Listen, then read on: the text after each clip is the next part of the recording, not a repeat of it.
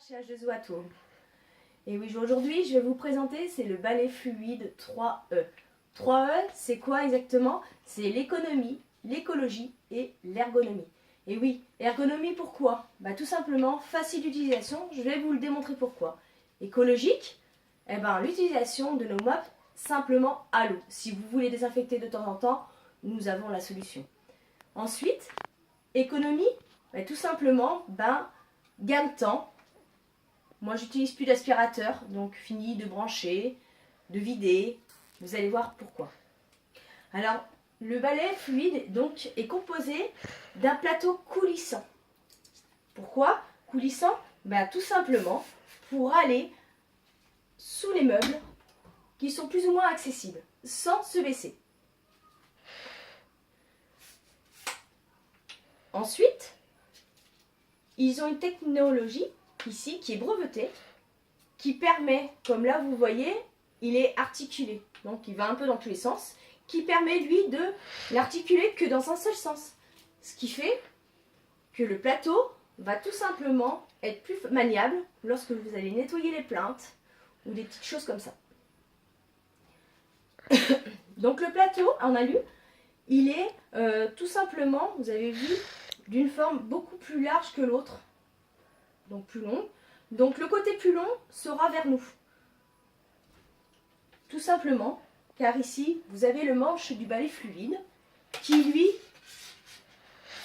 quand vous dévissez cette partie-là, comme vous pouvez voir, vous avez l'emplacement pour aller mettre jusqu'à 500 ml d'eau. 500 ml d'eau, c'est tout, vous allez dire. Voilà l'économie aussi, tout simplement, parce qu'avec 500 ml d'eau, vous allez faire 150 mètres carrés à peu près. Vous imaginez? Ne plus transporter de seau, juste ça, le faire glisser, vous allez voir. Donc ici, sur ce balai, avec ce manche fluide, vous avez l'indication ici du niveau d'eau. Tout simplement.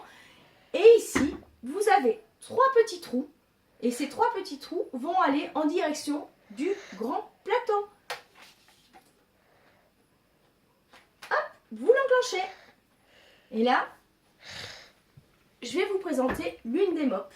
Ici, c'est le mop balayage. Et oui, tout simplement, comme dit balayage, nous allons balayer. Et vous allez voir comment cela attire la poussière. C'est impressionnant. Donc tout simplement, hop, comme bien sûr je veux que le balai soit articulé, je le bouge, ce petit écran. Et voilà. Et là, je balaye. Donc, grand plateau vers nous. Et nous ramenons les saletés. Tout simplement. Hop. Nous bougeons le petit axe. Tout simplement. Hop. Et je vais aller chercher la poussière. Si bien sûr le plateau n'est pas assez large, nous allons adapter la solution. C'est de nous baisser bien sûr. Pour ramener les saletés. Et je vais vous faire voir comment il peut ramener les saletés.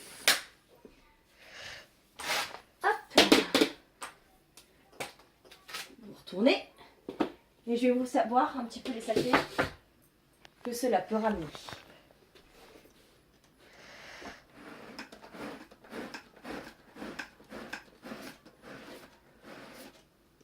Ah oui, quand je vous dis que cela attrape la poussière,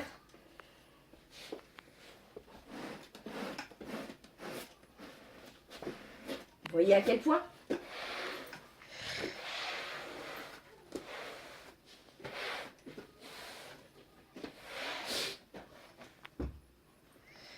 Maintenant, je vais vous présenter, c'est mon mop finition.